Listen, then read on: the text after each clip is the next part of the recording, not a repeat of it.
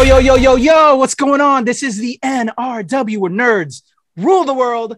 It's your boy, Kuya P, aka Patrick Michael Strange, the Adobro, the Babinka boy, the leader of the Hala Hala homies in the Cine Gang. And we are back for another installment of the ShoPowSho. And of course, joining me is one of our amazing ates, fresh from the stuffy spa, Miss Viva Valentina. How are you today, Tina? Hi. I'm doing great. I love how you always introduce me like I'm coming right out of work, which I normally am. So thanks for that. Of course. I know you've been putting in work. You know I'm working all the time. All the time. So, you work too much. But you produce this beautiful show for us, and I love it. So thank you. Who do you have on for us today? Oh, today is an amazing one. And let me give a shout out to Canada. Canada always shows us love, especially shout out to Toronto. I cannot wait to visit. I'm actually planning a visit soon, Toronto. So all my Toronto cats, I'm talking about you, Chavi de Guzman. I'm talking about, just, you know what, there's too many to name. Just everybody knows how much I love Chavi. So I'm going to give him at least the one call out. But shout out to Amira De Vera over at Project 4. Just has been amazing with helping me get guests for ShoPowSho, as well as rest of the stuff on the channel. She introduced me to an amazing actor that we're going to have on today, Tina, who is just lovely. He's handsome. He's killing it. I can't wait to learn more about him. His name is Aldrin Bundoc. He's going to be starring in Abroad, coming soon to Omni this month. If you don't have Omni because you're stateside, I'm sure we'll find out ways to get it. And I shall put that up on the channel, on the NRW, and on our Twitter and IG so you can see it. But it's going to be amazing. We're going to have some more guests from this amazing series. So let's get ready to shoot off those air horns, Tina. Let's bring him up on the screen. Aldrin, you can go ahead and unmute. We are now all up on there. Aldrin Bundoc from Abroad. How are you today, sir? Yes, I'm doing well. Thanks for having me. I'm so excited to be here. Definitely. Yes, air horns have went off, but I put them in post so you wouldn't lose your hearing. Nice. That was an amazing intro, by the way. You're incredible. It's nice to see like people work and do their thing, man. It's really cool. Oh, thank you. So yeah, man, we've heard a lot about you. We know you've been doing stuff on stage, and now you're working on this amazing new series. But before we get there, we want to know all about the person. And we kind of talked to you a little bit about this earlier, because we love our kabayan. We love our people. Welcome now to our ShoPowSho family. But now, as family do, we want to know all the tea. So we're gonna get into it. I'm gonna have Tina go in for that first bit of tea. Go ahead, Tina. Kick us off. So we always want to know, where are you from? But like, where are you really from? Like, where are your parents from? Yes, I get to be asked that question. That's so cool. Yeah, so where am I from? I'm from, I grew up mostly in it's sort of the GTA area, Greater Toronto area, in a city called Mississauga. I was there from about like 5 years old up until when I was 19, currently living in Toronto. Where am I really from? I was born in Manila, Philippines. Okay. And so, yeah, I was from this like small street called Mandaluyong, which is like always like, I love expressing that fact, because I'm like, do you know Mandaluyong? And people are like, no, it's a street. But that's where I grew up. And where my parents from, they grew up in Manila as well, from that same area. I love it. All right, we're going to learn more from that standpoint. But before we do that, and about you, what we like to do, as you've seen on our show, we love to give love and light to those that came before, to those that are the reason why we're here, that made the sacrifices for us to have what we now have. If you could just tell us a little bit about, whether it be your mother, your father, your grandparents, just any stories of the ancestors, to just, give them some love. And like, how did you get from Manila to the Greater Toronto area? Yeah. Well, I mean, I think anytime I think of my ancestors, it's really, I'm very, very thankful. And I always think about my grandparents. especially my grandmothers, who I was fortunate enough to get to know when I was born. They are very, very incredible. Like, I know that they were really, really strong and resilient women, and were really quite important, I think, in sort of shaping the family and where it ended up going for both my mom and my dad. Let's see, I think my grandmother on my dad's side was, what I know is that she had this like restaurant where they cooked in the Philippines, and so that actually ended up being very successful, apparently. And so that was banging. Yeah, they made lugao, they made like a lot of food. You know, they were kind of that corner restaurant somewhere. Mm-hmm. And similar with my mom. My mom's mom had like a corner shop. It was where they sold pandesal, and I know that my mom always spoke about, you know, before going to school, she would go to that corner store like really early to bake bread, and that was like a hot seller in the morning. So they made bread, they sold pandesal, and then she went off to school. So my mom was also a really hard worker. But I mean, you know, I haven't met my grandfathers, but you know, I really wish I did. My mom tells me that my grandfather was a really good dancer, and yeah, and I actually also have a really good sort of connection to movement and dance as well. So it's always, she's kind of like hinting, is like, you definitely got it from him. His spirit flows through you. Yeah, I'd be like, I'd love to see him dance. Apparently he was, well, my mom vaguely talked about it. She was like, he had done some TV. I don't know what exactly the details are about that, but she just basically said that he had actually been in front of the camera as well. I'd have to fact check that, but I'd like to think I got my skills from my grandfather on my mom's side. Yeah. And yeah, I mean, and also, so my grandfather from my dad's side, I've been told that he was a community leader. So a lot of people in the community knew him in the Philippines, and he was actually, he actually helped provide like a lot of jobs. So once again, I don't really know the details about that, but yeah, my father actually ended up, you know, he had a little bit more money because the businesses were kind of doing well. So they had the biggest house on the street.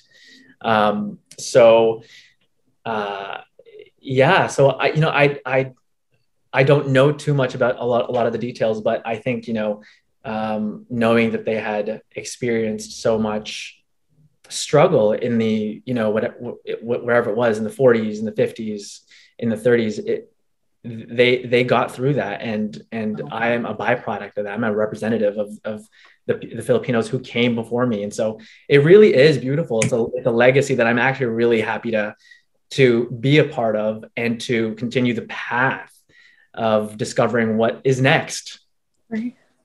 Yeah, and it makes sense how like proud you are to be from that street, because you guys built the block. Like, yeah. Yes. Like it. That's awesome. Yes. Yes. I got to go back in 2018 with my mom and visit that street, and my uncle showed me around. And then there was like my dad's last name was in other locations. So it was kind of like this was like kind of an established like area, you know, he helped shape the community there. So I didn't really get to know him, but yeah, I think it's really cool. I'm like, wow, okay. Yeah, that's awesome. Yeah. And then that legacy lives through you. So yeah, how did you guys get to Canada? So my mom had actually been, so on my dad's side, my dad has a total of 5 siblings, including him. And 3 of them had already immigrated to Canada, including my grandmother. And so, you know, all the siblings were like, Oscar, like, come to Canada, like send those papers in, come to Canada. And so my mom was the one who was like the administrative side. So she was like, okay, we'll send the papers in. So they started applying to get to Canada when my brother was born and they didn't get the application accepted. And it wasn't until they had the second child, which is me, that I was born, that finally they were like, okay, they finally got accepted.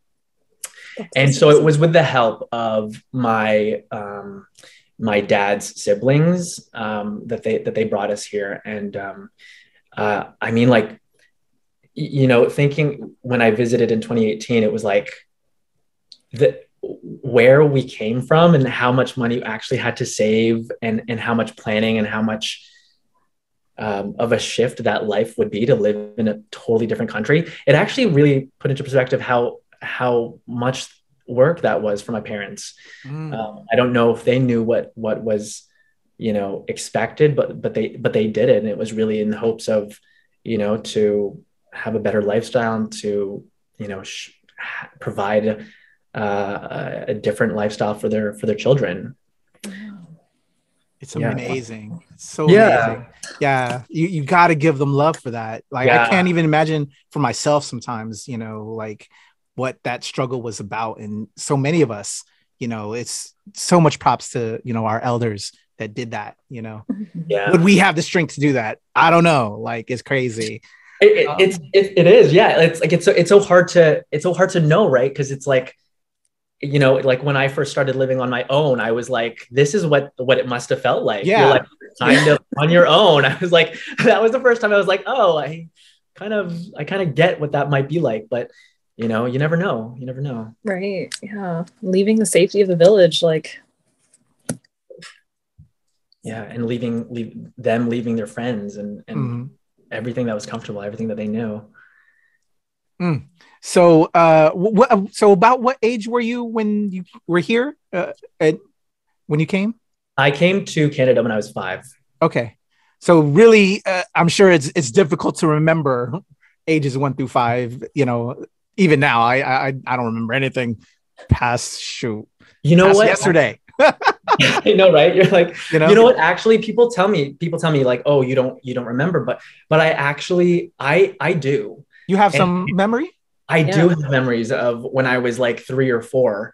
Okay. And you know what? It's funny because the Philippines was so distinctly different that when there is a sudden shift in your life, I think that it's hard to forget. I feel that. How different that was. I remember. That makes sense. Yeah. Yeah. I remember like kind of being allowed to wander on my own during the summer. Like when I was like 3 or 4, I basically was able to wander around the canto, like the neighborhood unsupervised. And you know, what's cool is that because, you know, the neighborhood is really so small, everyone kind of knows the kids around there. So they're all kind of taking care of each other, and you know whose kids is who, and it's all very close quarters. So I remember sort of being able to explore on my own at a very young age. I also remember like, you know, walking the streets on my own at a very young age, and then like just looking through the basketball courts, and you know, and then, you know, coming home and my grandma would like, you know, we would have a nap, and you know, what do you call that? There's a term for it. Basically, it's like a midday nap.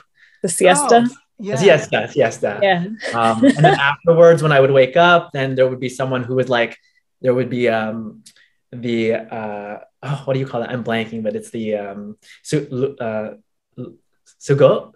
which is like the dessert. It's like oh yeah. It's like silk tofu and then tapioca. Yeah, someone. So like after I would wake up, someone would be wandering around. It was my favorite thing. It was like 10 cents for like a little styrofoam cup, and then, you know, they would scoop it in, and then they give it to you. And then there was always this like after nap snack. It was like either corn or like that, you know, the whole and so yeah, I remember that. Yeah. Oh, wow. That's lovely. You do have some like memories from being in the Philippines, right? Because like 5's not that too much older. What was the transitional period like? Do you remember any, like, did you guys start kindergarten when you got to Canada? Like, what was the early transitional period like?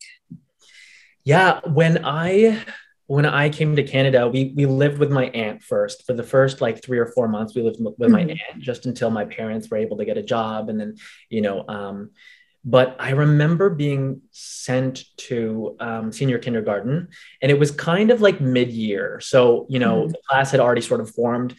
And I just remember I did go to school when I was in the Philippines. And it just felt like a different vibe. It was something completely foreign to me. I remember not understanding the entire concept of like the Canadian education system. It was like, yeah, I just remember being like, okay, I'm supposed to be here, and I didn't want to be.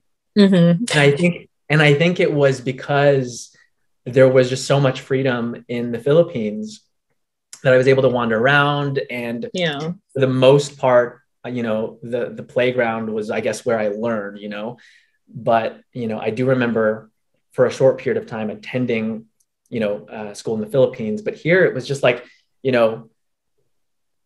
it was like, I think the teachers tried their best to bring me in, but I was so new to Canada. The language wasn't really still there. I was still kind of like, where am I? What am I doing? And I actually kind of remember them being like, should we test him just to see if his education is at par, if there's any sort of like education, and because I just didn't know what it was. Just like I was just thrusted into the system. Just thrown into like, all right, go to school now and figure it out. And I remember it wasn't until at that point we had moved to another school, and then I didn't understand the education system until about grade 1. I was like, oh, I guess we're supposed to be here to like actually learn. And not that that's not what I, in the Philippines, of course, that's what we were doing, but it just had a different feel. It was, I can't explain it, but I remember just not understanding, was like, why am I here? The structure of it all. Yeah. This is a prison for children. What's going on here? Yeah, totally. I think I was just in the clouds for the most part when I was like that young, of course. I mean, and but yeah, I think they tried their best to, guide me into it. But, at that time in 94, especially in Mississauga, I don't know. I think they didn't know exactly how to ask for what it is that we needed. Do you think there's a racial overtone maybe? I mean, I think so. And it's hard to say because, in terms of Canada, I mean, we welcome immigrants, but also even that has a sort of a slippery slope of like, for what reason? And then, because immigration is really good for the economy and just sort of set a sort of the system in place. But I think in many ways, people just, whether or not it was racism, I think what it is that they didn't have the understanding of when we bring immigrants in, we have to understand like, what is it that they need during this transition? This is really important time, not only for the kids, but for adults, in hindsight, I'm also like, my parents must have gone through a different immigration journey of assimilating to Canada that was separate from me, but also they had lived in the Philippines the majority of their lives, for about 30 years of their lives, and now are being, introduced to this new entire set of culture, this new system. So, I think I hope that the system is a little bit better now in terms of welcoming immigrants in a very detailed way. So, yeah. All right.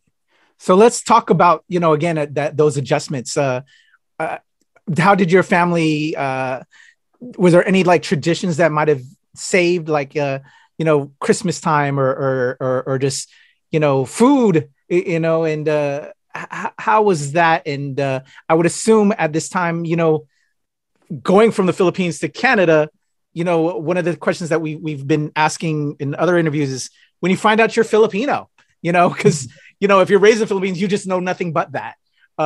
For me as a Filipino American, I definitely found out because of racism that I was different. What was that like for you, and how did your family, talk to you about that as you were growing older? Mm-hmm. Yeah, well, I guess in terms of traditions, my family, I think my parents especially didn't really know how to go about it. So in terms of like the language, for example, they spoke to us in Tagalog, but they didn't know if they needed to instill and preserve that ability. So I don't know if it was something that they actually talked about, but it was for me. I spoke Tagalog when I was younger, and I remember it very quickly being able to speak English. Like within a few months, I was speaking English all the time. And I actually remember there was like a little video that I saw one time. It's gone now, I don't know, but my brother had spoken to the camera saying, "Happy birthday, Daddy," and he had a Filipino accent. Oh. And I was shocked because we were like, we spoke Tagalog. Wow. We had an accent. This is amazing. Yeah. And so I, they didn't really instill us talking Tagalog, but I can still understand it. I can still understand Tagalog. But in my mom's a really great cook. She's like consistently cooked Filipino food, and yes. it's like amazing. Yeah. And I guess when was it that I realized that I was Filipino? I think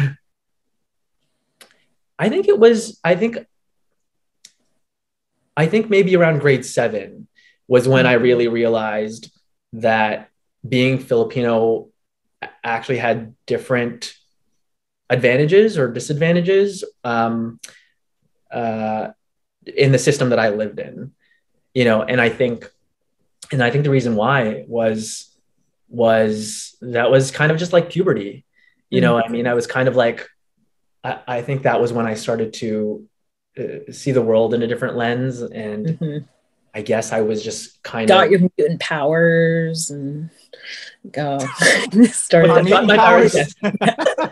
Yes, the Spider-Man senses came in. But yeah, like I think that was when I started to pay attention to pop culture in a different way, to music in a different way, and that was like, I was like, what is it about being Filipino that's like I feel different from people? Was it racism? I don't know if it I don't think it was direct racism, but I did experience feeling like, and unfortunately I did feel like Filipino wasn't the majority,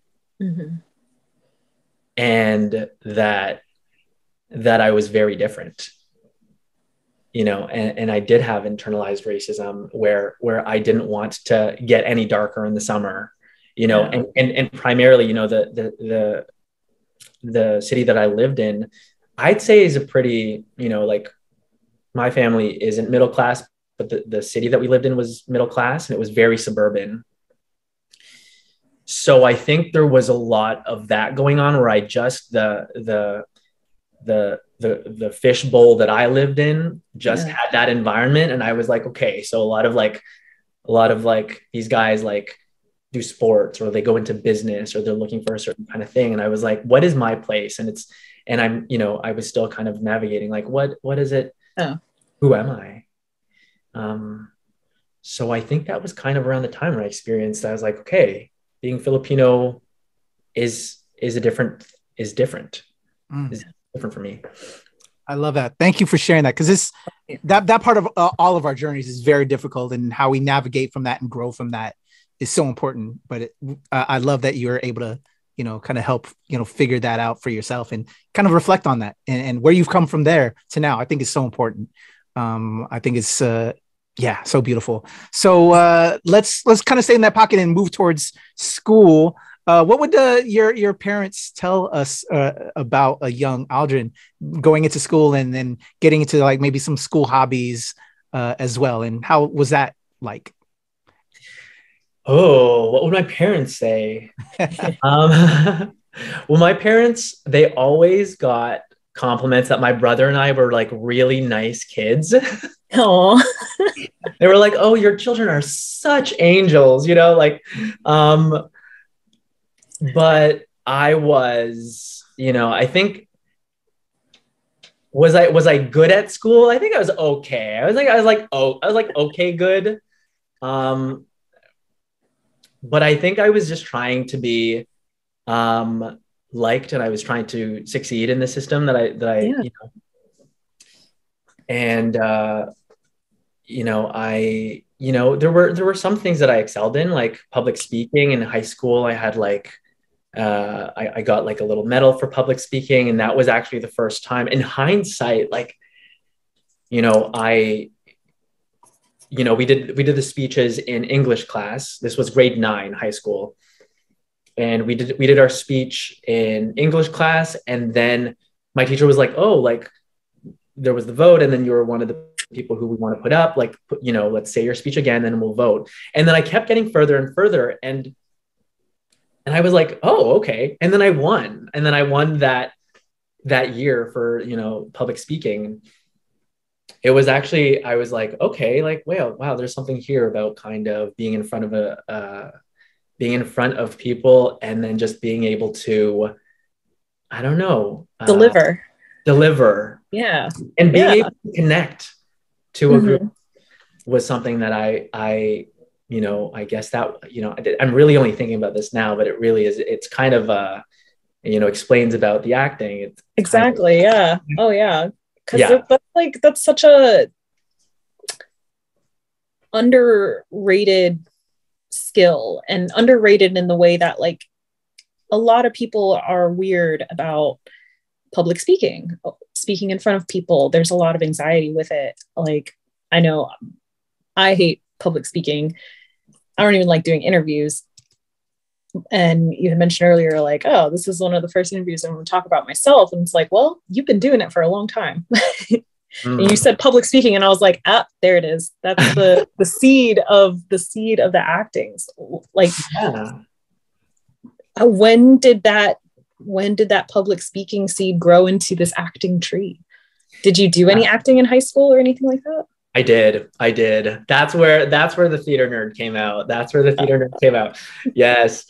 I mean, my brother and I were always into movies. We watched so many films. He was more of a bigger like movie nerd than I was, but he watched it for, sort of the editing and the sound. And I watched it for the acting, because I was like, oh, that's so cool that they get to, they have the attention. They're the leads of the film. And sort of the access that I had was through theater. That was like, okay, like if I wanted to explore acting, it was like through the school plays. So I auditioned in, first year of high school to the school play. I didn't get in, and it was like the saddest. Like, I think back, I was like so eager. and then I tried it, and it was like, that was the first time I'd ever like acted in front of somebody. And it was like, it like they didn't take me, but after that, in year 2, 3, and 4 of high school, I ended up being in the school plays. And that was because I was like, more connected to the people who were in charge of doing the plays. And freshmen never make varsity. That's that fresh. They say like freshmen never make varsity. Oh yeah. No, it wasn't. And I knew, like, when that audition ended, I knew I didn't make it. Like, I didn't really get a reaction from them. So I kind of just like walked, I was like, okay, thanks. And I walked away. And literally I remember just a violin, like a sad violin in my mind, like, okay, I don't think I got it. But no, I ended up being in the school plays. And then in my 4th year, I actually ended up being the lead in it. So nice. Yeah, I think it is the comeback story. Yeah, from the bottom out here. Look at me go. There's like a little bio here, a little biopic going on. No, but yeah, what was I going to say? It was about, no, I was just like really interested in acting. And Yeah. I really, I'm really thankful for my drama teachers. Like they're really cool people. They really guided me there. All right, so we're still in school, and you found your love for acting in school, which was gonna be one of the big nuggets moving forward, because we obviously know you're one of the stars on Abroad, coming out April 2022 on Omni. Throw that plug in there. Let's talk about some of those early loves while we're in school, and before you found acting, what did you know what you wanted to do as you're now getting, we're learning how to become an adult in school, right? We're getting that education, that professional training. What were some of your early loves or early passions, maybe, with that, including acting, or what you wanted to do at that point? Or even did you know when you got into acting that's what you wanted to do later? What were just some of those first loves and early career minds sets at that time? Yeah. That is a great question, because I mean, in high school, I wanted to I wanted to be in the school plays. That was all I knew. Every year I was like, I want to be in the school play again. I want to be in the school play again. And never thought about it as a career.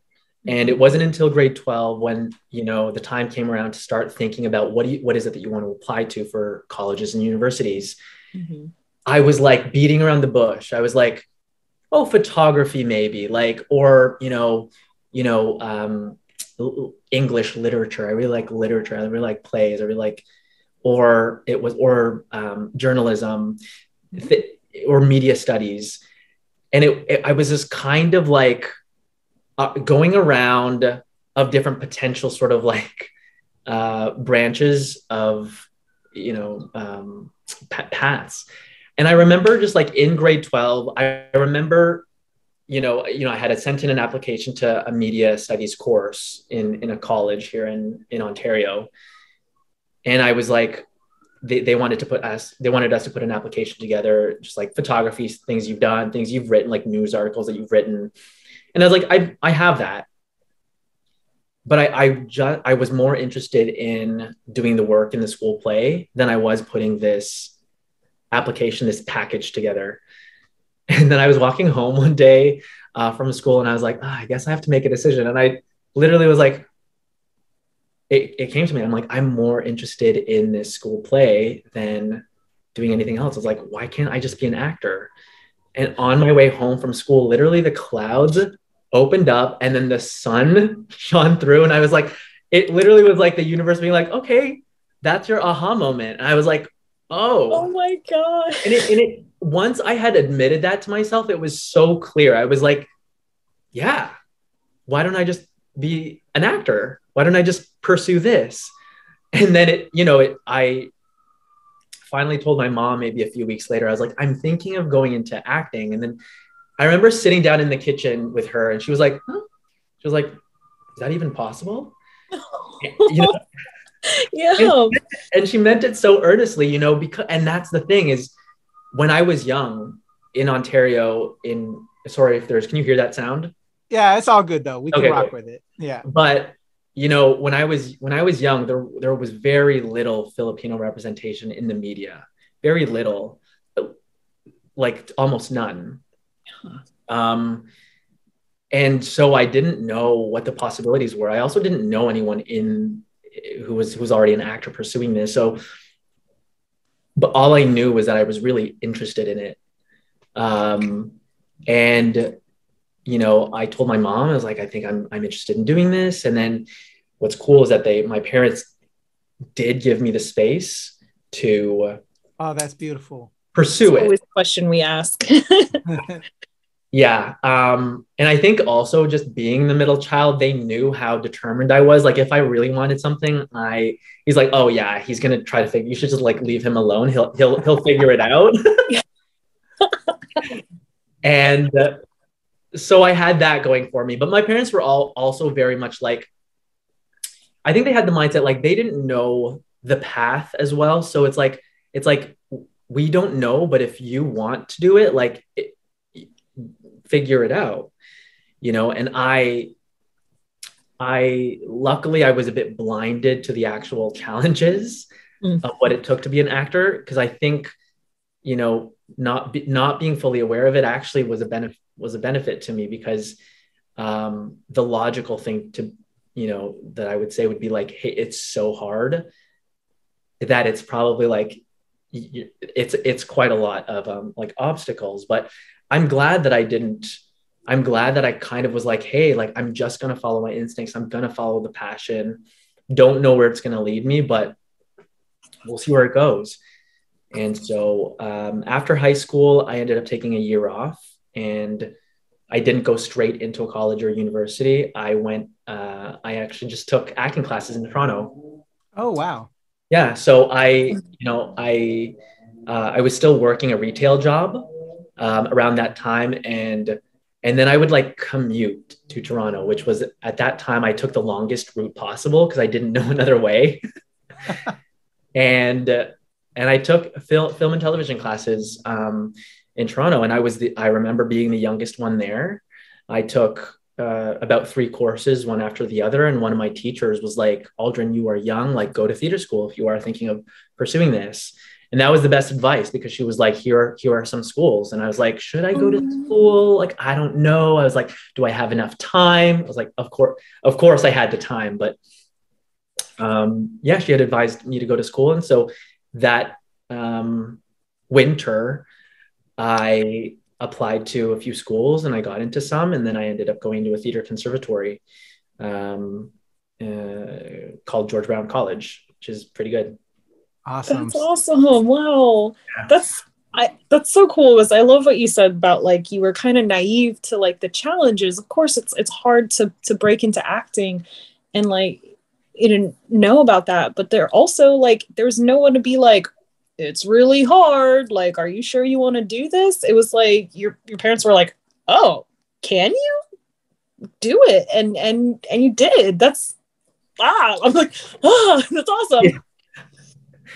Yeah. No, I'm thankful that they, my parents have like a really cool chill factor about that. They really gave us the space to, they're like, we don't know, but like, if you really want to, we can let you do it. But having said that too, then, there did come a time where it was very difficult because, there was a time where I actually really didn't know how to do it. And that was like kind of after theater school. But wow. So what kind of advice do you think you can give to someone who's maybe coming out of high school, who maybe wants to get into acting, but doesn't know where to start, who maybe is already aware of how hard it is?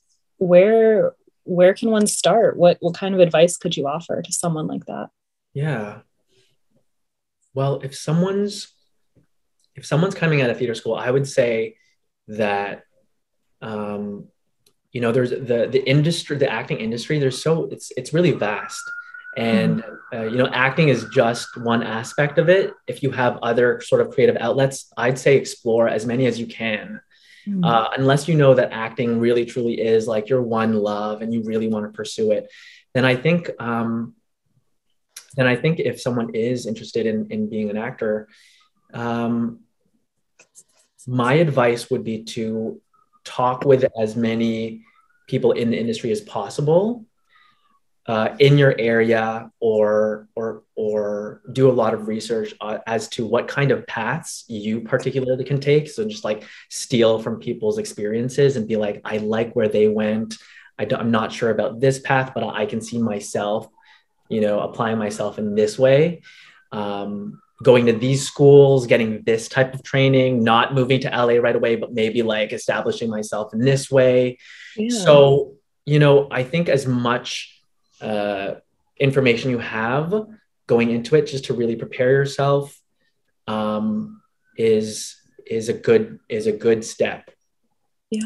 Yeah, that's awesome. That's awesome advice. Yeah, like there's many different ways to be an actor, and you don't know which path is going to be for you until you explore those paths. That's beautiful.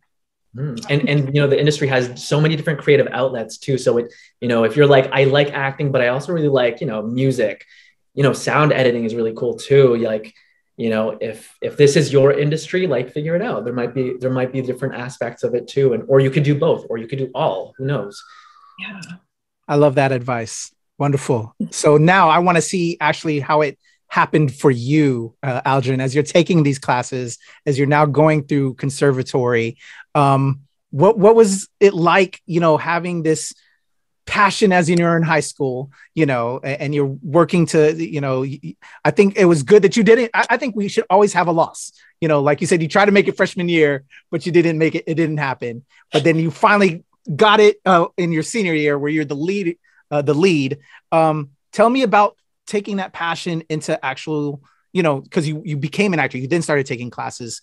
What was that like for you becoming an actor? I'm curious on that kind of like fine points. Like, did you struggle with memorization?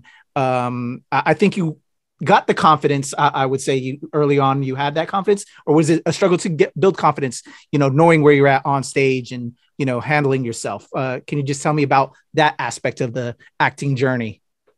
Yeah. I think a lot of the training that allowed me to be kind of where I am was from my theater school, and that's from George Brown College. And they're a theater conservatory, so it's very intense. It's like they only accept about 30 people every year, and then there are cuts that are made kind of mid-year and at the end, and so you end up graduating with about 15, and that's it's information. It is a difficult environment because some people are, you get worried, you don't want to be cut, so. But on personally, in terms of my growth there, I think it was a bit of a shock because I was the one who actually ended up coming in with not the least amount of experience, but actually, no, I think I had the least amount of experience in my class. Other people had actually already acted in community plays, had actually seen Shakespeare shows. And by the way, my conservatory was classical theater based. So they focused more on classical theater, period pieces. And so that was really odd because, the third, and it was only a 3-year program. So that I would see the third years and they were performing classical text. And that language was something that I had never, like, maybe I read it. Maybe I read Romeo and Juliet, and I did read Shakespeare in high school, but I'd never seen it quite. I'd never had to involve myself in classical text in the same way. And classical text is like Eurocentric. It's European, and it's fundamentally European. And so to come into a classical theater school where I was like, what does it mean to perform classical text from Europe, from London, being Filipino? Wow. And also not having had a lot of experiences, just like, once again, there just wasn't a lot of guidance in terms of how to be an actor. And I feel like my class had different levels of experience, but I certainly feel like I had I definitely grew quite a lot from first year to third year. And a lot of people will say that even from first year to now, I've grown quite a lot. So I think that was a big hurdle of trying to figure out language. I'd never had to integrate myself in that kind of language and speaking pattern and thoughts before. And in terms of doing Shakespeare, it's like those words have a historical context to them that is based in Europe. Yeah.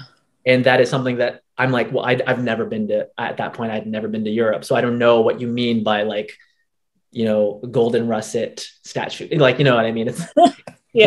like, okay, like what I'd have to look up a lot of words and so to figure that out.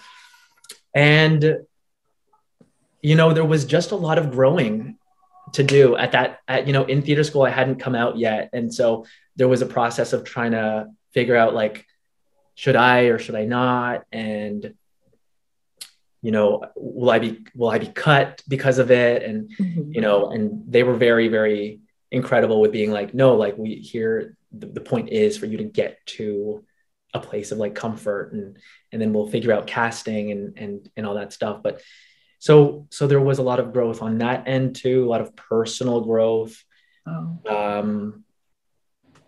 In terms of like memorization, it was quite a lot of hard work. Especially Shakespeare. Oh yeah. It was an intense program also because, you know, we would get to school at around like 7 a.m. and then we would finish our classes at around 6 p.m. But then after that, we would have an hour or two of rehearsals of whatever it is, the acting scenes that we were working on. So like a normal day would consist of like movement, voice, dance, singing, stage combat. So that would go up until 6 p.m. And then we would have acting class from like 6 to 8. And so we would be set up with pairs, and then we would like do our scene studies with each other, and then we perform them. And then that's sort of our that's kind of a day. That's kind of how the day would go. And that was what it was like for 3 years. It was really quite intense, but it was, as I said, you know, you come out the other end of it, like really learning so much. And I, having been kind of in a bubble in high school, was like fast tracked. Like I'd say the 3 years was probably about 5 years for me. Wow. Awesome. I learned quite a lot. And the breaks when I wasn't in school, everyone ended up growing quite a lot during those breaks too. We would come back and be like, oh wow, they've gotten better. We've all kind of gotten better. And so yeah, it was an incredible time to have gone through that. At the same time, you know, I think with my program, they were still trying to figure out how to implement diversity. Yeah. At the time, there was a desire to have diverse bodies, diverse looks into the program, but not necessarily yet. They were just trying to figure out how to, once again, the details of having these diverse bodies into a structure, into a system. What is it that they need that allows them to continue to even flourish and push forward, sharing even more vulnerable aspects of themselves, as is the you know, the purpose of acting. It's really really. And you know, they I think they, you know, made attempts, but I think being Filipino, you know, I don't know if I can't say if there was a previous person who was Filipino in my program. I don't know if I was the first, but I think there just weren't many. Yeah. So it was like an anomaly to just kind of be like, okay, well, you know, you're a diverse person, so but to be Filipino also has a specific. Yeah.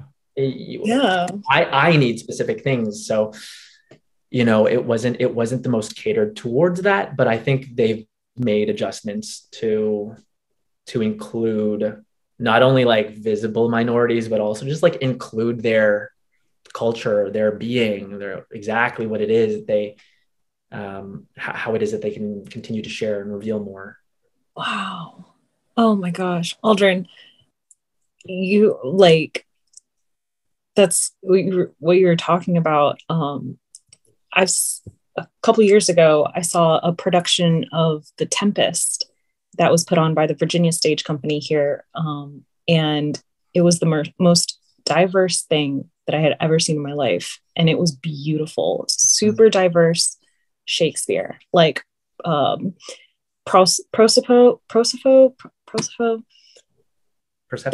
the main sorcerer in The Tempest was played by a Black woman.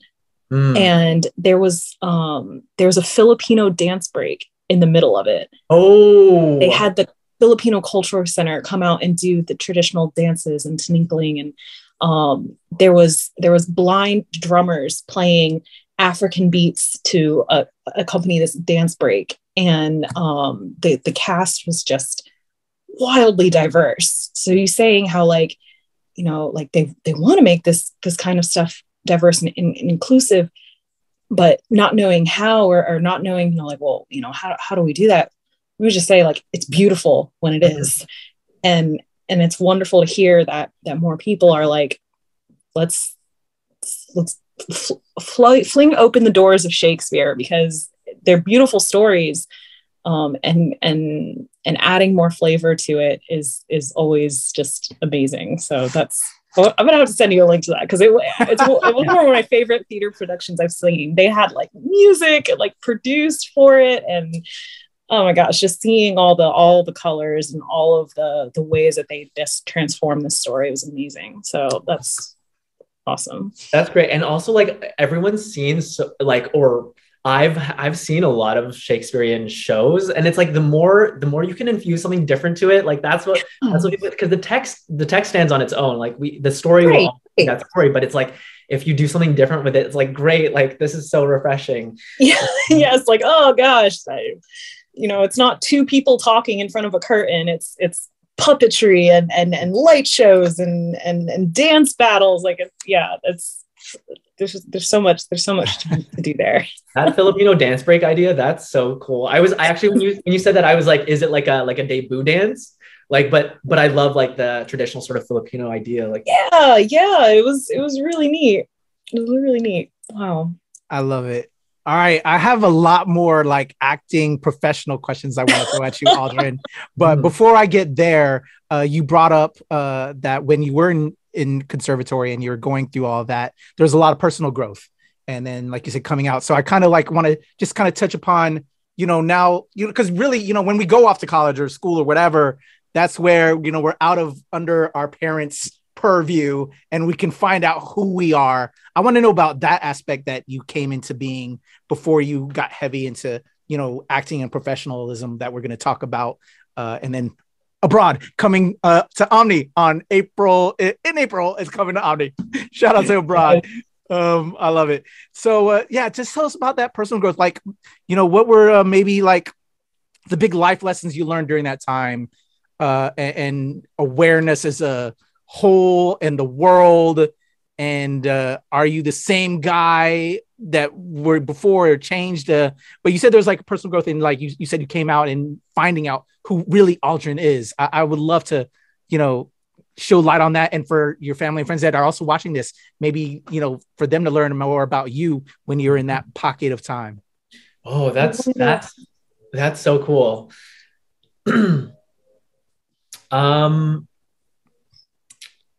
Yeah, when I guess, when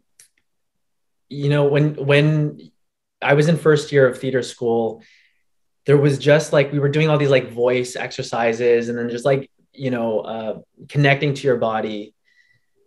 And then you would do a scene and then you would know that something's like not right. And then I think that was kind of when I realized like to be honest, I had always known and I just wasn't out, but I also,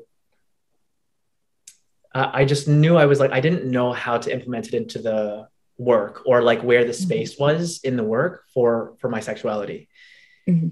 And that was like the big question in year one. It was like, not only am I Filipino, but I'm queer. Is there success there? Is there a path there? So it was like another like being double marginalized, like actor, Filipino, queer. Mm-hmm. And the big question was really like, should I keep it a secret? And no. Right? Yeah. and the teachers there was like an encouragement to aim for, I was told like here, we don't care if you're this or this. The point is to get there, to reveal, to hone in on that.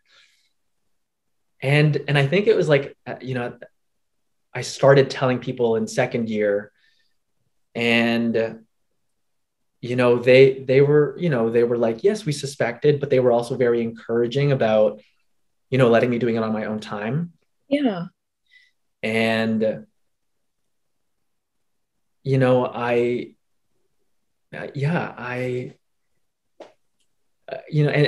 think I'm trying to figure out which path to go down in terms of speaking about this, but when I was in high school, there wasn't a lot of, I went to a Catholic high school, and there wasn't a lot of very Filipino. There it is. Yep. And we know how they can be. I love, we love our ates, but we know the struggle. And so, yeah, I feel you. Yeah. And, it's like, there wasn't a lot of discussion about it, but, and so that's why I think in high school, there was an even more kind of like, I put myself more in a bubble because there was just, I didn't know how to do it. And this was in the early 2000s, right? So that even at that time, like, we've come a long way in terms of accepting. Oh my gosh, yeah. But in the early 2000s, it was like, it was like, you knew about it, but it wasn't really that close to home. So, I just remember kind of in high school, it was a big, I just didn't know how to go about it. And I had kept it kind of quiet for so long until theater school. And then that was where all the liberals were. Finally I moved to Toronto. They're like, the liberal arts people were like, oh my gosh, like, please, like, that was the most welcoming thing I'd ever experienced. Yes. They were like, live your truth. Yeah. They were ready. They were ready to like open up and like have like embrace me. And so they were more accepting about it, even more than I was at the time about it for myself. Yeah. They were like, like, we're going to, do it at your own pace. But when you're ready, we're like here. A lot of my friends were very, very supportive in that way. And, I think it at that time, it was around when I was in theater school that I slowly started coming out to my family. And whether or not I'm the same person back then or now, it's like, obviously I've changed, but I'm still in process with it. Yeah. Even now, like, I was like, is my queer identity something that I want to implement into my career? And I've thought that, like, yeah, because it's the most sustainable for me. It's really truly where I am. And once again, it's like to as a performer, as an actor, it's like, I am the kind of work that I want to do. I really want to reveal, I really want to, show humanity through film. Yeah. And that's kind of where, I'm at in terms of this process is, I'm kind of like, once again, like I hope that, like, listen, my programming is telling me, like, be nervous about it. Yeah. Because keep it secret, keep it safe. Keep it secret. Like, where's the path? Like, I'm now having to pave the path. And it's not, I don't want to say that it's a burden, but there's some fear there. There's some fear there of kind of being like, okay, like, I'm not kind of a Filipino that people are like, like a romance kind of Filipino guy. Like, perhaps maybe I could be, but they're all also aspects of my identity that would suit different roles and different stories. And how can those be told? So yeah, I guess my point is that, yeah, I'm still in process of trying to figure out how, I'm in process of coming to terms with it, in implementing it in my career. Like, I'm still figuring it out, Definitely understandable. Wow. Thank you so much for sharing that part of your journey, because you're right. It can be really confusing, and it can be there's a lot of pressure where, like, it seems like the choice is like, I'm either going to be the Filipino actor, or I'm going to have to be a gay icon. Like, there's that pressure to have to fit into these boxes, or if I'm going to identify as this, then I'm going to have to, show up and be defined by strictly that. Right. And that's part of figuring it out. And it's part of, kind of changing the conversation around it, and forming safe spaces where people don't feel like they have to choose, or they have to pigeonhole themselves. Right. And I think that's really valuable to again have that conversation. Yeah. And you know, to add on to that, it's like because there aren't a lot of Filipino actors at the moment, it makes your identity, it feels like you have to like actually be a clear cut kind of brand. Yeah. You know what I mean? And it's like the thing is like white actors have the liberty to be themselves because they are already individualized. Mm-hmm. But with, you know, I feel like, you know, right now they're looking for like, and I hope I'm not offensive, but it's like they're looking for like hot Asians. You know what I mean? Yeah. But it's like, and it's because the kind of stories that are being told at the moment might be, I don't want to say more commercial. You know what I mean? But it could be that. So once again, it's like I just have to find my way and figure out my path. It might not be, you know, the most obvious but that's the thing. It's like, that's the struggle with being an actor as well. It's like you want to be an artist, but you also want to work. And yes, you know, and there's sometimes a little bit of a pressure maybe to have your politics at the forefront of your idea or your political identity, but once again, I think I'm still in process for this whole thing. And, you know, I think it's cool. I mean, I'm inviting people to like see my journey. Hell yeah. So thanks for giving me this opportunity to do that. That's really, of course, to really get to know me. Wow. Yes. Yeah. Wow. Like we didn't know, you know, where we were going today, but like these are the kinds of conversations that we want to have. And these are the kind of conversations that start this change that, you know, change is going to start with the arts. I like wholeheartedly believe that. Like that's where people, you know, see themselves represented. It's going to be on screens, you know, in art in all forms. And so like having these conversations and going on these journeys and learning from other people's journeys is what's going to get us there. And it's going to be small, but then, you know, years from now, we're going to look back and be like, wow, look at how far we've come. That's, yeah. Yo, I feel that. Again, I echo Tina and all of that, Aldrin, and I really appreciate you opening up with that. I think the whole world's still doing it. So, you know, hey, we get that. We should, you know, I'm going to command that, you know, they get that grace. We're going to take that grace for us, even though they don't want to give it to us. We deserve it as well. So let's get back on the professional tip now. Thank you again for opening up on that. I don't know if you know, I'm an actor and filmmaker myself. That's kind of how this whole thing came together, and with the connections I have with this. So what was the biggest lesson you learned about, you know, acting as a career, and why you didn't learn it in acting school? You actually learned it out doing it. Oh, the biggest lesson outside of, okay. Oof. I think, well, it would have to be part of the identity. Because my school was so much about the technicalities of acting, and there was an attempt to try to get your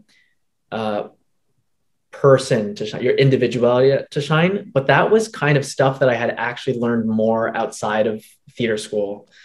Was exactly. But besides the whole technicality, besides being able to do, you know, proper voice support and having good speech and all that stuff, it's what is it about you that is going to, like, that's the kernel of you know, that truth is what people are actually really after.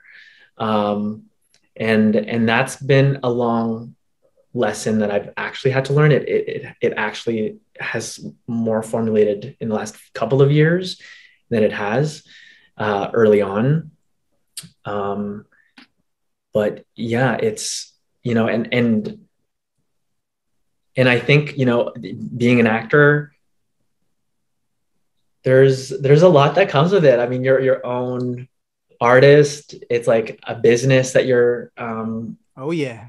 managing. Like the admin stuff, while also being able to practice your craft in some way, and also trying to be able to pay rent. It's really quite a lot. So, I think it's like, I mean, my thing, I'm like I have a planner, like an agenda, and I always like write those to-do lists because that's the way that I keep my life going, and I keep, somewhat organized about it. So I feel you. that's pretty vital. It's just to like, Outlook is the other side of my brain. Like I need my Outlook, I need my Google Calendar, yeah, everything. Like exactly. I can't operate. Exactly. Yeah.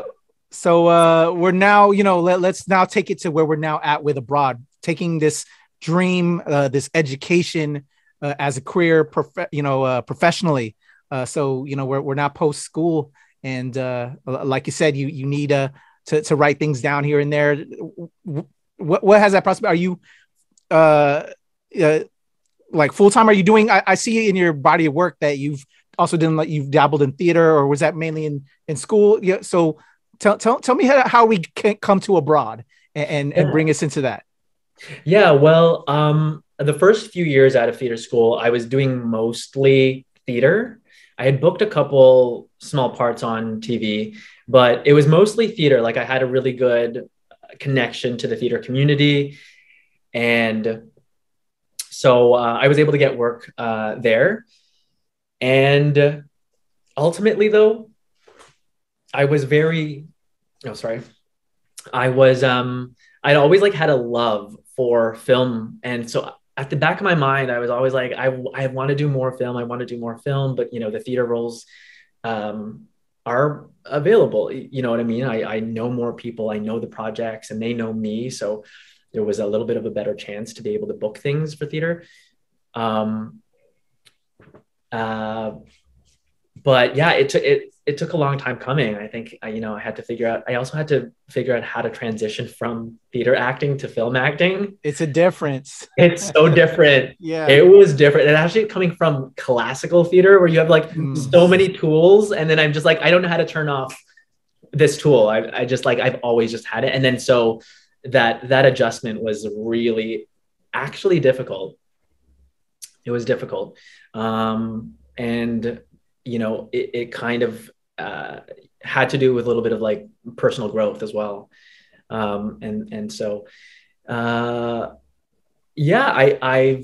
kind of dabbled a little bit both in theater and film, and I've been very fortunate enough to like be able to kind of work on some things, but also I've always had side jobs in the past, and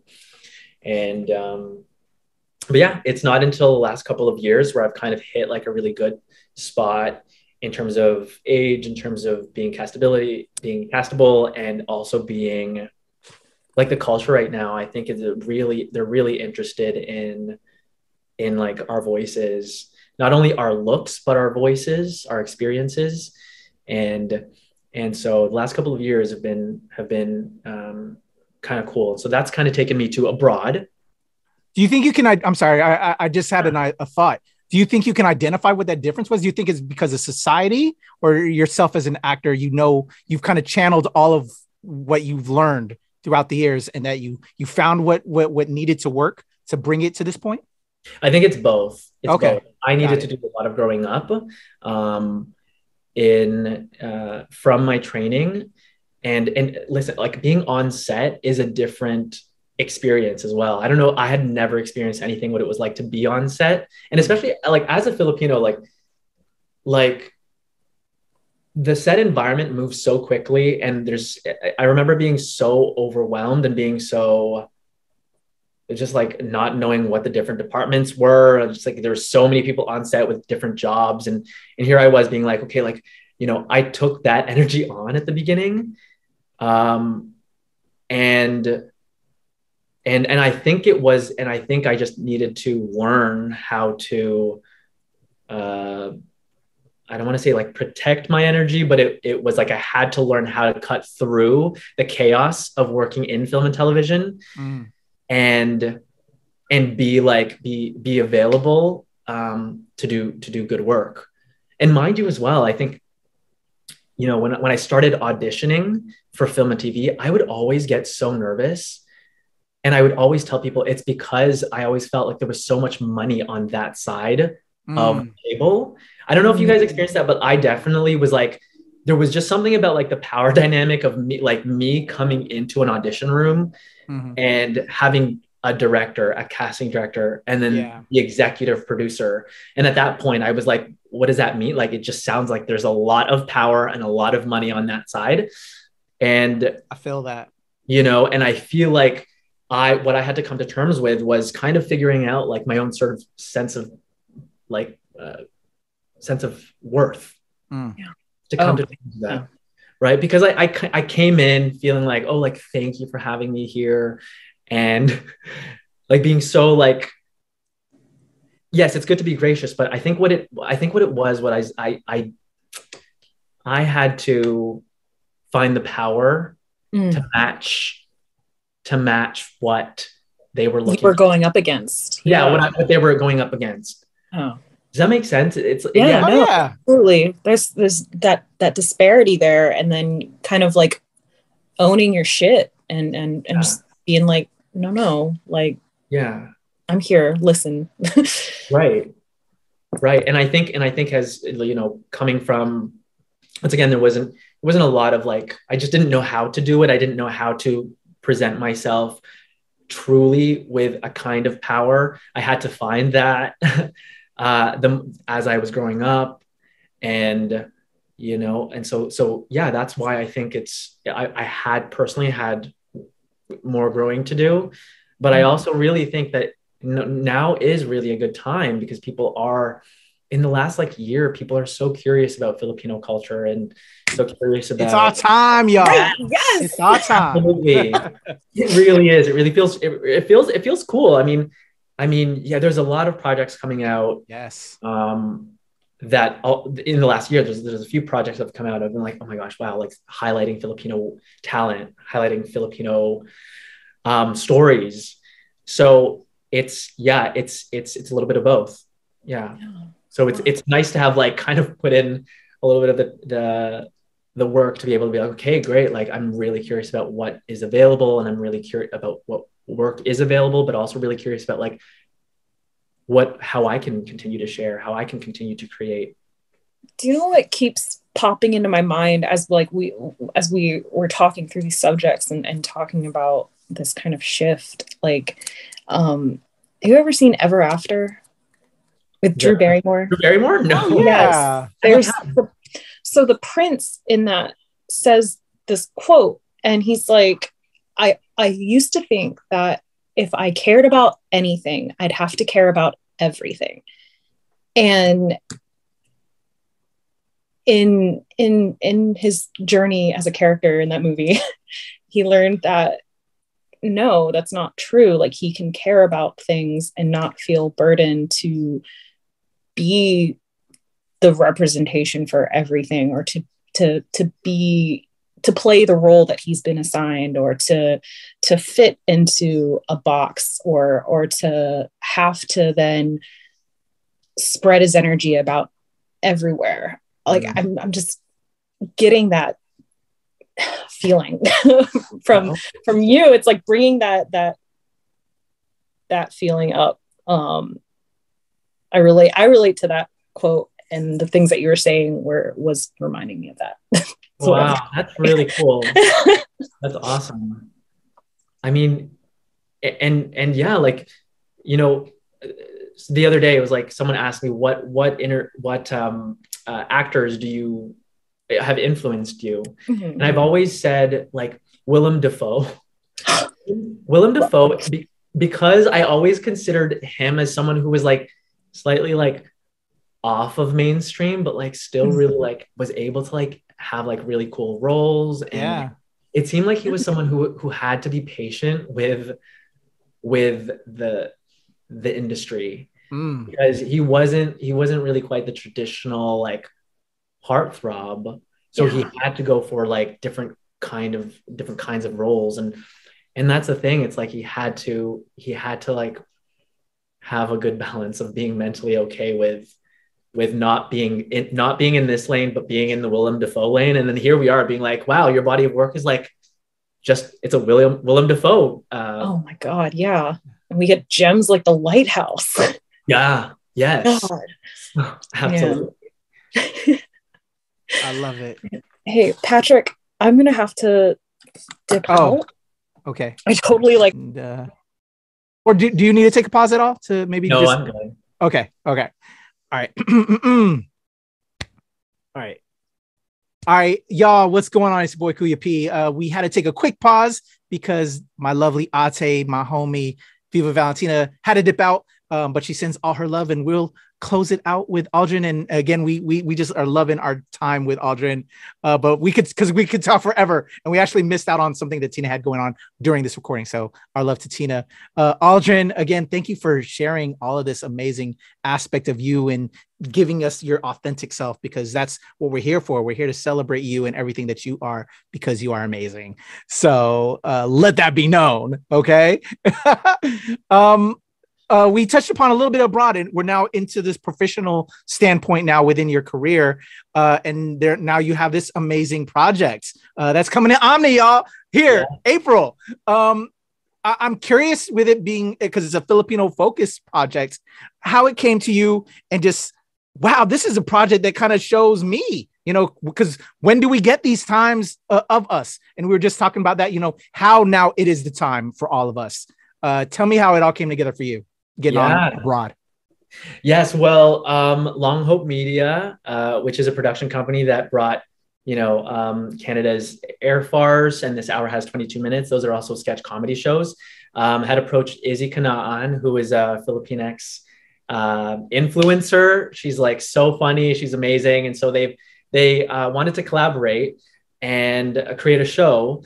And Izzy wanted to have this show focus on the Filipino Canadian immigrant experience.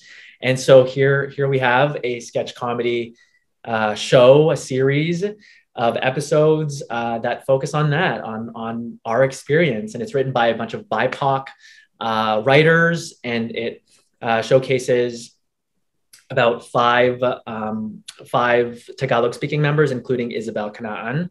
And so so this fell into my lap. I mean, I've known Izzy for a while now, for about 7 years. We actually did sketch comedy several years ago. And so she was looking for people who, for actors who could also speak Tagalog. So she sent out, an audition notice, some feelers of people who she knew could speak Tagalog. And so we auditioned, and I was able to get on the show. And it's been incredible. I mean, the sketches are really, really just about like, it's just about like the Filipino immigrant experience in Canada. And I think it's so unique, and it's such a specific perspective. There's a lot of like comedic gold there. So I'm excited to just have people watch it. I'm excited to just be, and I hope it's a topic of conversation. I hope it bridges some communication, some questions from non-Filipino people. But the beautiful thing about it is that it also challenges and questions, our own Filipino upbringings as well. So I think there's a lot there to take away. Is this the first time you've actually been able to kind of like do a character like this? Oh yes, yeah. There's many different characters on the show, and so so the cool thing about this is that this is like half Tagalog and half English, and like I'm not actually fluent in Tagalog, but so I had to basically study the lines in that way, and so I was able to get it done. So there was a lot of work involved, but yes, this is the first time I've ever played such Filipino characters on film. I love it. Ones that had like the specific accents, ones that were from the Philippines. So it's really incredible. Do you speak Tagalog at all? Unfortunately, that's the one, if we did a ShoPowSho on me, that's where like I grew up all over the world, and I was a military kid, and Right. they were teaching me Tagalog. Up until I would say like you were, I think you were like 5, right? When you came to Canada. Yeah. I was speaking, but I got my words confused. I think we were living in Italy at the time, and my father's white, but my mom's Filipina, and she was teaching me, but they stopped because I was getting my words confused living in Italy. And they just, from my mom's, what my mom tells me is like, because of that, you know, we knew we were going to be moving back to the US out after the military, and you know, and yeah, they that's when she made the decision. But I've held that grudge against her for a very long time. Like, Mom, that was the best time. And yeah, they stopped around 5, 6 teaching me Tagalog, because my dad actually speaks Tagalog as well. With my mom, because they, you know, fell in love in the Philippines and Japan and all of that whole Navy story there. You know, because a lot of us are Navy products. Right. But, right. yeah. So yeah, that's rooted in my story where I was learning, but I don't know it. I know curse words, you know, I know certain, you know, a couple of things here and there, enough to be a problem. But no, I wish I did. That's one of the big things of my past that I wish would have continued. But that's okay. I mean, like, it's like, as you said, it's, you know, being Filipino is a monolith. I mean, we've had different histories and experiences. So, you know, it doesn't degrade your being Filipino or anything like that. So, you know, and you know, being on the show, being like on abroad, I was like, you know, you know, because it's a show about immigrants. Yeah. And there was also something about the language that I was like figuring it out. I mean, to talk about, you know, how I fit into how I felt about being an immigrant, you know, when I was like practicing these phrases to be able to like act in a different language, I felt like that was the first time I'd ever been like, wow, I don't speak Tagalog anymore, but I'm not naturally an English speaker. So this was the first time I ever felt like this being in between. Being in between, and I was like, wow, like it's like I don't feel like I'm newly immigrated, but that is an aspect of like where I sit now. It's like I don't speak Tagalog anymore. That's my native tongue. I speak English 100% of the time, and that isn't my native tongue. So yeah, there was a lot about this that was a really sort of growing experience, and so yeah. Awesome. Did it renew like your self pride and your Filipino pride? Oh, absolutely. Absolutely. Yeah. It was really cool. It was really, I mean, just also being on set with other Filipino actors. We had and crew. Tell me about that. Yeah, the cast and crew. Oh yeah, we had such a good time. I'm not even kidding you. Like, there was always such good vibes on our set. Our crew was like, they were incredible, and being with like Izzy and then the other Tagalog speaking actors. I mean, I was familiar with them prior to shooting, because there's a small, like, you know, theater Filipino community here. So I knew of them, but we got to hang out on set. It was like hanging out with these other Filipino people who shared very, you know, who might have a similar path, but we were all experiencing it together. And yeah, it was fun. It was like really cool to just like develop a deeper relationship with them. And it was just so fun, man. I couldn't believe it. I mean, I remember being on set, looking around and being like, wow, everyone is really, really talented.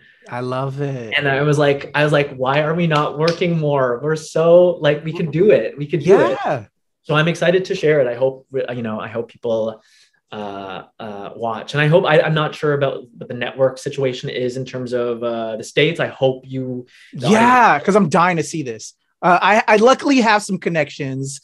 Shout out to Izzy will be coming on ShoPowSho soon. So now that y'all are watching this, she will be coming up very, very soon. I'm working on the date now. Byron Abalos, who is one of the writers. Yes. He's already been on ShoPowSho. He actually is the one that put me in touch with Izzy. So amazing. Yeah, there's just so much love. We'll as I find out more, the people that are watching this who want to see Aldrin in abroad, and then obviously Izzy as well coming up very soon. We'll put that info out there because we definitely want to show love to y'all. Man, I'm just excited. Have y'all seen any of the episodes yet? Have you guys screened it internally? No, we haven't. But there was a talk back like a couple weeks ago, and then they previewed like as a Zoom panel, and then they previewed a small clip, and then the two actors, or the three actors who were on there, like went wild. They like we had like the group chat. They were like, "Oh my god, it looks so good."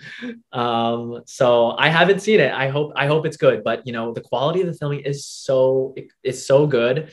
Yeah. And so I hope they're editing it now. So will you be seeing it in real time with everybody else, or are they going to do are you guys going to get like maybe a set party night, or did you already do one when you finished or when you wrapped? Well, so at the moment so the cast and we're going to get together, and we're actually going to film like a react video to the episode. Oh, sweet. Yeah, I think that'll be really fun. I mean, so that will be when it airs, we're going to sort of record ourselves. So they're just like, okay. Maybe we'll post it. We might, but we're still figuring out about how we want to share it. But yeah, we just wanted to like watch it and then record our reactions and be like, yeah, what? I've never been in this experience of. I mean, I've had shows where I've been on and then watched it, but yeah, this is so close to our hearts. Yes. That we're really looking forward to just kind of like experiencing it with each other. Oh yeah, well, I'm excited for you all, and again, like I said earlier, and like you were saying, it's like our time now. There's definitely feels like there's a transition in the world and in that are going on with just we have Easter Sunday coming up soon with Joe Coy. That he's one of our big Filipino superstars that I'm hoping hits the doors open.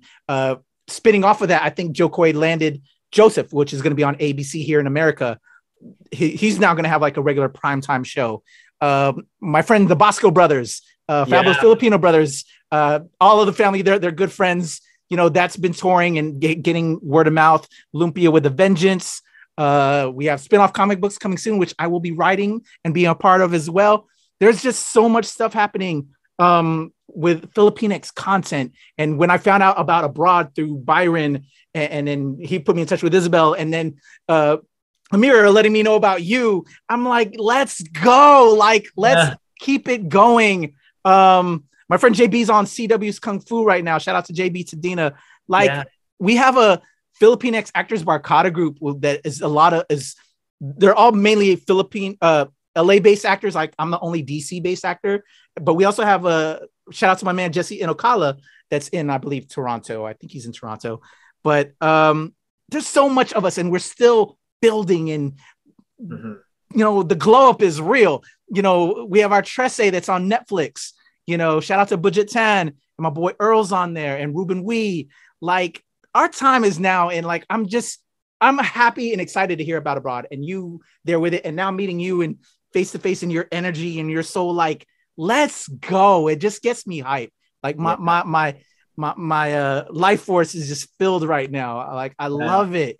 So we're shining light on Abroad, but I know you have another project too that I don't want to forget, and maybe give love and light to that as well. Slow Pitch.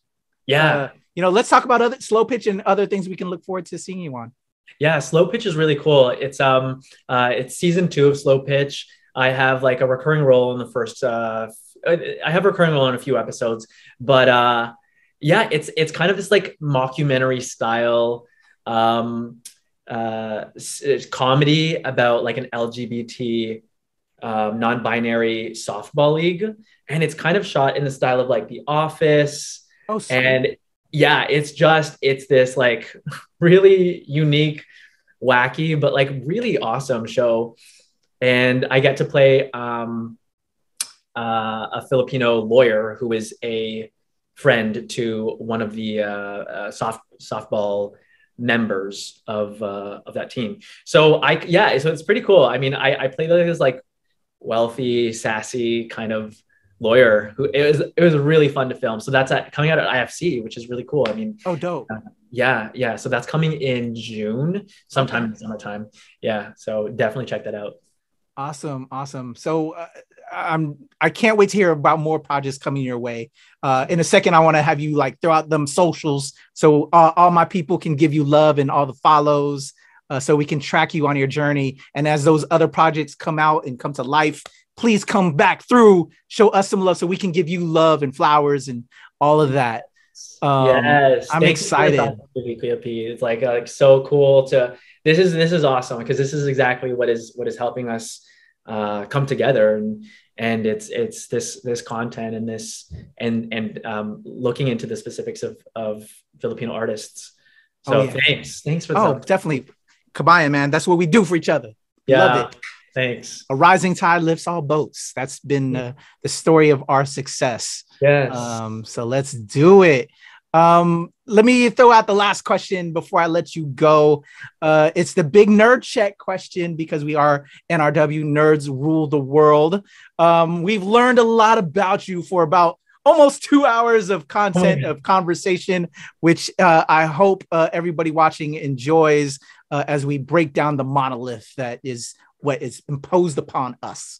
We're more than that. What haven't we learned about you thus far that you could maybe give a TED Talk style talk on? It can't be about acting, because we know you're an actor. Right. What is something that you love that people don't really know about you, that you could like really break it down? We've had some people say that, funny enough, they could talk on, there was some kind of type of law that one of our previous guests could talk on. There was just some weird, just some off the wall stuff. It doesn't have to be about pop culture. It could be about anything. What would it be for you? I mean, it would probably, something like, it would probably be like how to like organize the house. You know what I mean? Okay. Like organize, like Marie Kondo. Oh, really? Like Marie Kondo, like clearing, just that doesn't bring joy. Yeah, like clear out stuff that doesn't bring any joy. Like I'm like I was gonna say minimalist, and then I was like, in that way. But I love how like I just hesitated, because I was like, oh, like look at his background. It's like there's a lot there, but it's not that it's like bad, or there's some organization to it. There's definitely organization. Exactly, that's the thing. Yeah. But when I say minimalist, I don't mean like less, but it really is just like it's like literally to organize like I don't know. That's probably it. That's just like like how to. But if that really depends on it, if people want to do it. I don't know. So like you could give tips on like how to just keep the clutter really out of your life in every kind of like aspect. Yes. Keep the clutter out. Yeah. Real talk, because I try to do too much. I got to learn to focus sometimes. I think that's my personal thing. And like when we started earlier, like all day before we got recording, I had a ton of interviews, and I didn't have to do them, but I did them because I'm trying to grow my company and organization, and But that might work for you. I mean, that's still pretty good. I mean, it's but I think it's if you're able to. Yeah. But you're organized. It seems like you're organized with it. So. I am. So to agree. My TED Talk needs refining. It needs a workshop. So we'll see. I mean, that might be that, or maybe like scary movies or something. I love scary movies, but okay. Yeah, I love scary movies. All right. What's your top scary movie? I mean, I put you on the spot, didn't I? All right, then give me a couple. What come to mind when you think scary movie? Scream. Did you see the new one? Yes, I did. Did you feel it? Did you like the comeback with it? Not yet. I have Paramount Plus though, and I know it came there, so I'll be checking it out. Yeah, it's pretty good. But have you seen all of them? The first 3, I don't think I saw because this was 5, right? This latest one was 5, so I don't think I saw 4. Yeah. Okay. Yeah. Sure. See, well, see, the thing is that do I need to see 4 to really appreciate 5? See it. It's part of the experience. I should marathon it. Before I check out the new one. Because I was planning to do that before I did watch the new one. Okay. Yeah. If 4 is mentioned, All right. All right. I love it. Okay, man. There's so much we talked about. I think there's more acting type stuff that I could throw at you at another time. But I know we're almost hitting 2 hours, and I don't want to take up too much more of your time, Aldrin. But I am truly blessed now to have this conversation with you, and hopefully now call you a pare, a kuya, a friend, and you're part of our ShoPowSho family. I definitely want to, tell you more about my Filipino X Actors Barkada group that I'm with, because we're looking for more of us, because we're a community and we support each other.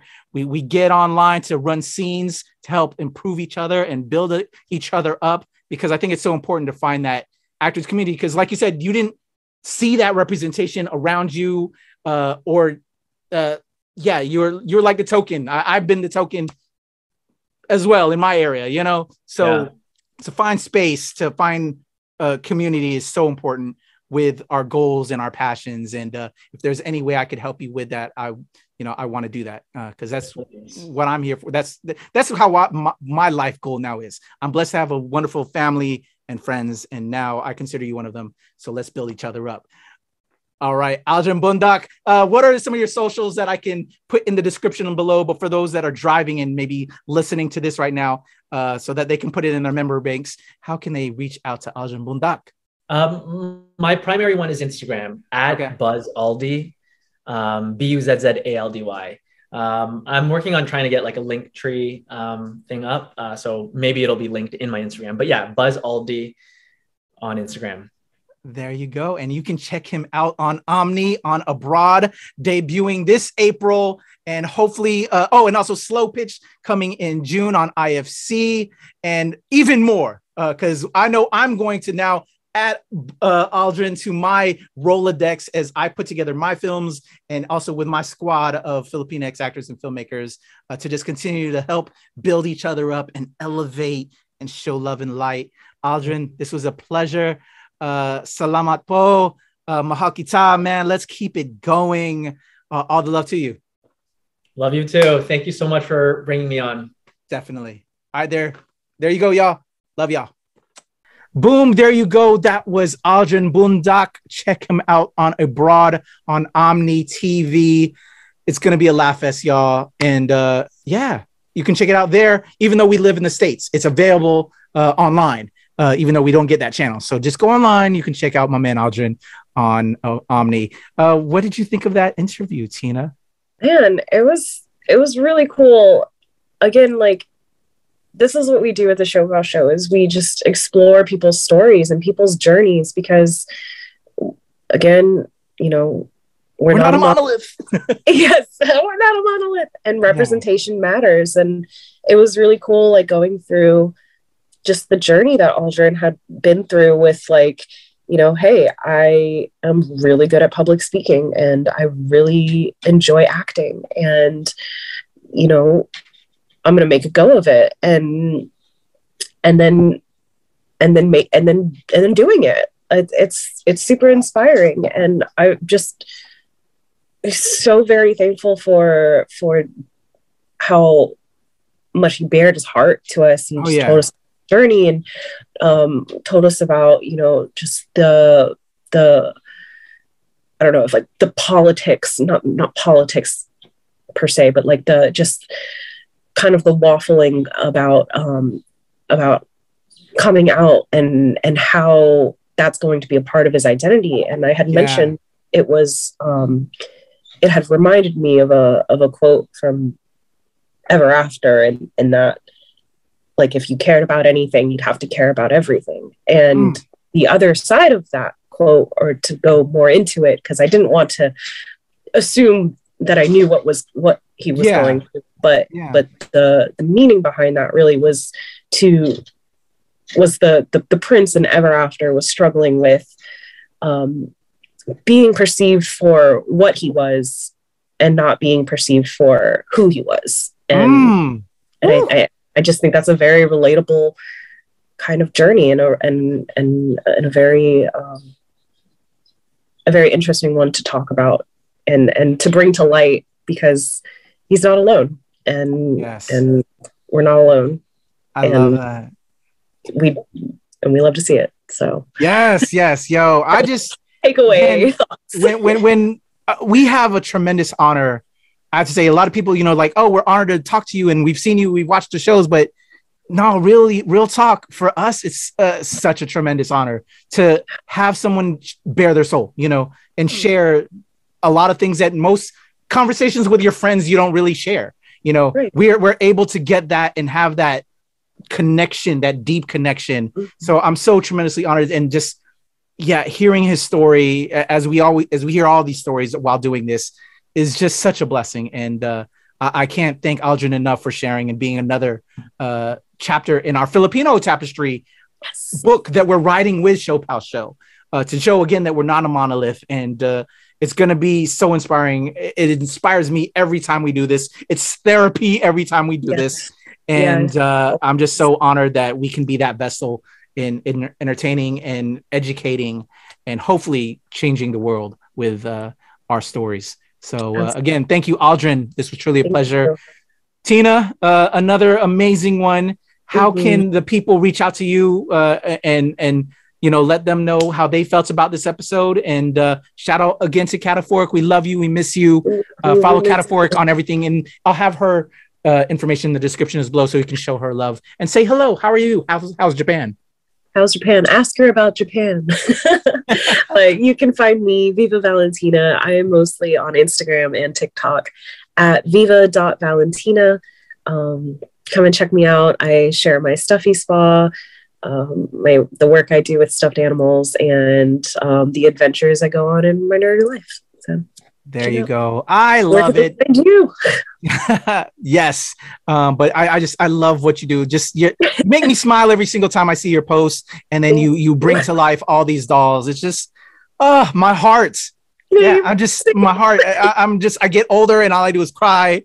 And I just love everything, and I just cry some more. It's just so beautiful. It's just like there's so much craziness in the world, and to see beautiful people like you do such beautiful things.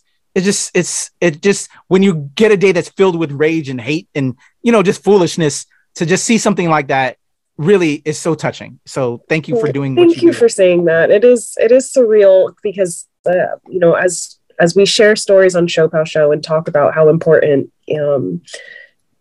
sharing people's experiences and sharing their stories, I get to be a part of that every single day. And I definitely am wake up thankful every day for that. So I appreciate you saying it.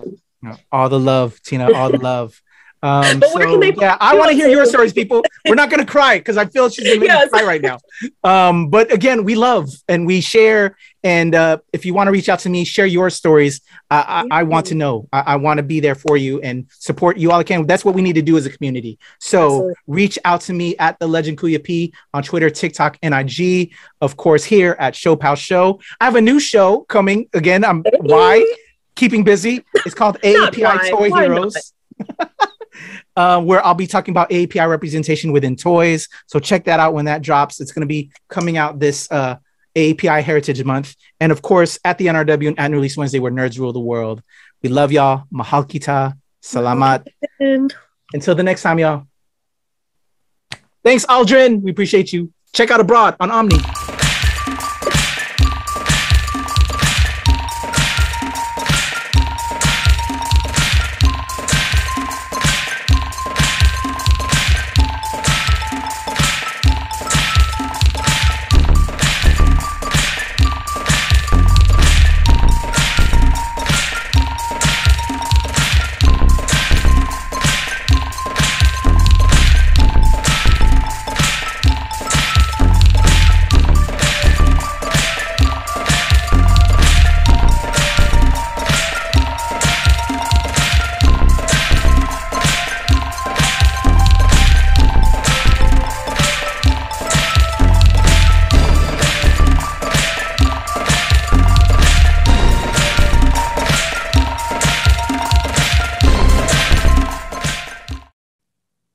Hey, my name is Aldrin Bundoc. I'm on Abroad on Omni. I just had my chat with Kuya P and Viva Valentina on the ShoPowSho, talked about what it was like to come from the Philippines to Canada, what it was like to be in theater school, and what it was like to pursue my acting career, and how I got on the show called Abroad. So check it out. Definitely watch it. Hey, I'm Aldrin, and what does my Filipino heritage mean to me? Well, it's been a point of pride for me. I absolutely feel like I'm so thankful to be Filipino, because I get to continue the legacy of my ancestors who have like demonstrated resilience and demonstrated such strength, and have continued to build community. And I mean, I'm just like so thankful of like all the Filipino food that I get to eat, and because like you can't go wrong with Filipino food. I mean, it's so good. It's so good. It's my favorite thing about being Filipino, and also the Filipino desserts. So yeah, check out the ShoPowSho